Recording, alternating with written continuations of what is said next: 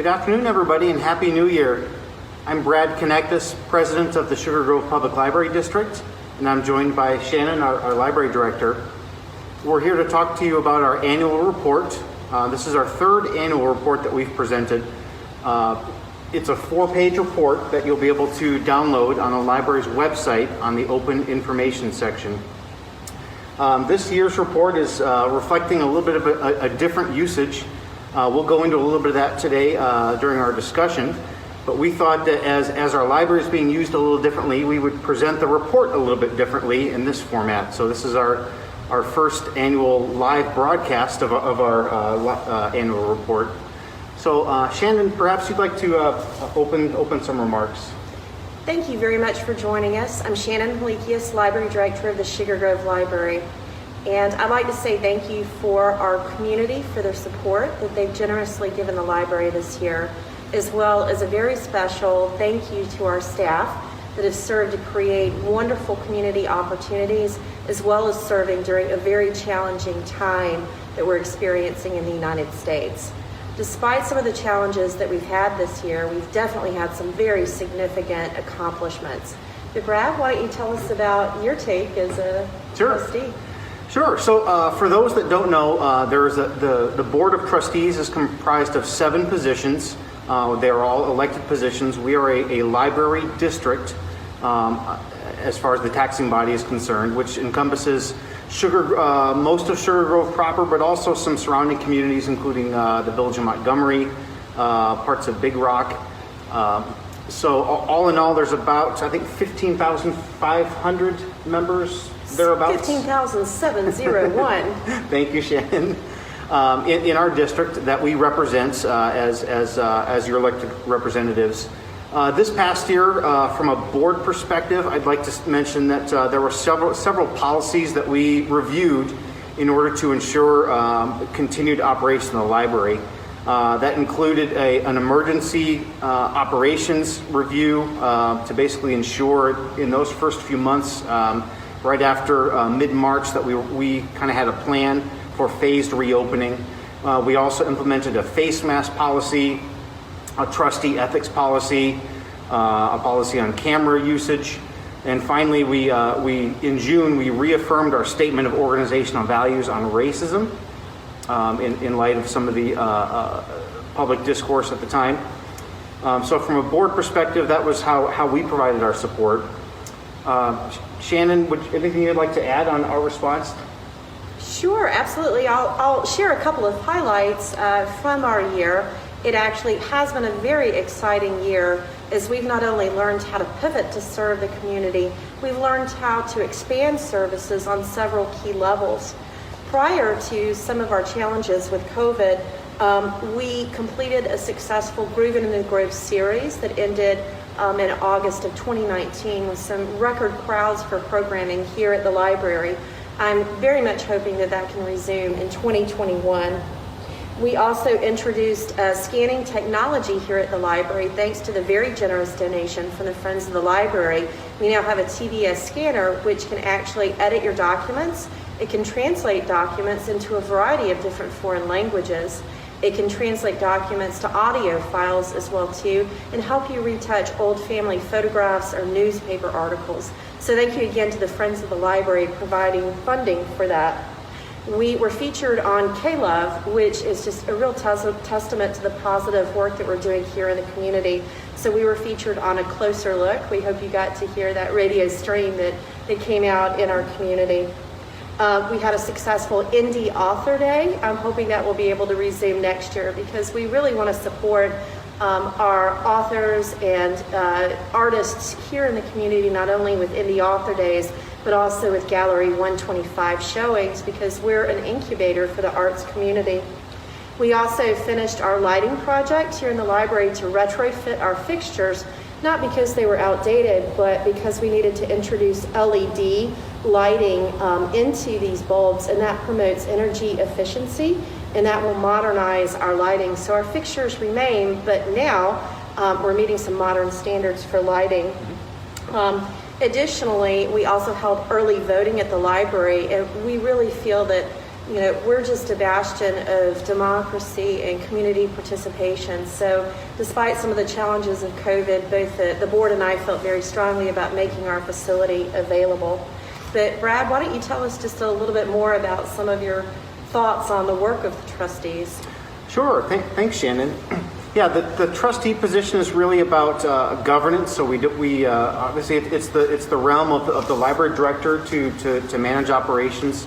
We're really looking at it from a patron perspective. We're kind of looking at governance. So we do meet on the fourth Wednesday of each month? Fourth Wednesday of every unless month. There's a holiday. You can look at our calendar on the website for the 2021 calendar. But we'll meet once a month, and then periodically, if there's an emergency need should arise, such as like what we had last year, we did meet on an emergency basis. But we will review the policies, the financials, and basically just kind of the governance aspect of the library. So, Shannon, speaking of financials, perhaps you could share an overview of our financial position and maybe wrap up with how the public could help support. Absolutely. Well, fundamentally, we do continue to walk the line with being an underfunded library. So advocacy and support of your library in donations and participation is always very important. Of our budget, we did come in slightly under budget at about $27,000 under budget. Our total budget is $1,430,000. Our total expenditures were about $1,403,000. Of that, it sounds like that is a very big number, but please realize about 53% of all of our budget goes to pay off our bonds. Our bonds are expected to be paid in 2024, in which case even advocacy for the library will be even more important. We did refinance our bonds, if the public remembers, back in 2014, saving taxpayers over $1 million. So we continue with that compact of utilizing funding provided by the community very wisely, and always look to spend our money in the best interest of the community. This year we received about $19,701 in grants and about $1,300 in donations. For next year, we are hoping to offset some of the expenditures that were caused by COVID, including PPE and shields, with a grant from the King County, the Coronavirus Relief Funds. And we're slated to get almost $20,000 in reimbursements from the library's expenditures. So continuing to support the library financially with donations and with gifts is extremely important.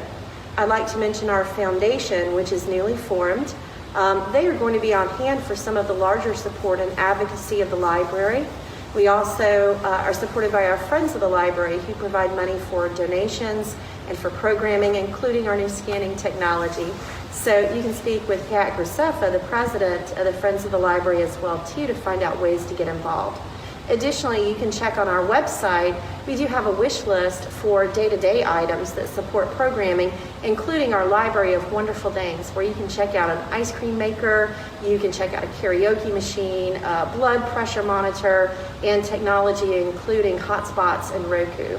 So we have a lot of ways that you can give and support your library. But I know we've got some things coming up on our future, Brad. Sure, absolutely. I just wanted to add a couple things on giving. For the foundation, some of you may be able to do company matching. Certain companies out there will do matching gifts for any 501c3 registered organization. So that may be something you can look into with your HR department if you work for a company or in a position to do so.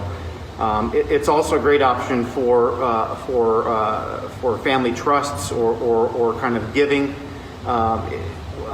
And kind of your end-of-life planning, that may be an option for you as well. As far as the public support, one other thing I did want to mention, Shannon, is we will have a vacancy on the board coming up in April after our next round of municipal elections. So if there are any members of the public watching that would be interested in serving on the board and serving the library in a little bit different way, feel free to reach out and learn about how to apply. Reach out to Shannon or myself, and we'll be happy to share that information with you. So looking ahead, Shannon, for 2021, what are some of our goals for the library that we'll be looking at in the coming year? One of our biggest goals is going to be to work on our next strategic plan. Our current plan expired in 2020, and since the last implementation of the plan, our circulation had increased over 40% pre-COVID because we really paid attention to the community's needs, and we had strengthened our programming and our financial position. So a strategic plan is really the voice of the community speaking to the board that also provides direction to the director and to our staff so that we can work collaboratively and cohesively to help further the mission of the library. So our next strategic plan, we really need your voice. We'll need to know what are your priorities and what are you looking for in the next 5 years of the library's service. So please stay tuned.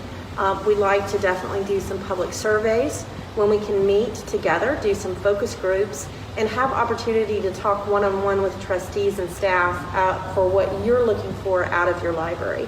So our strategic plan, and as we're able to return to having an open library, I can't wait because we really miss the faces of our patrons. Hopefully we'll be able to continue with a phased reopening of our library.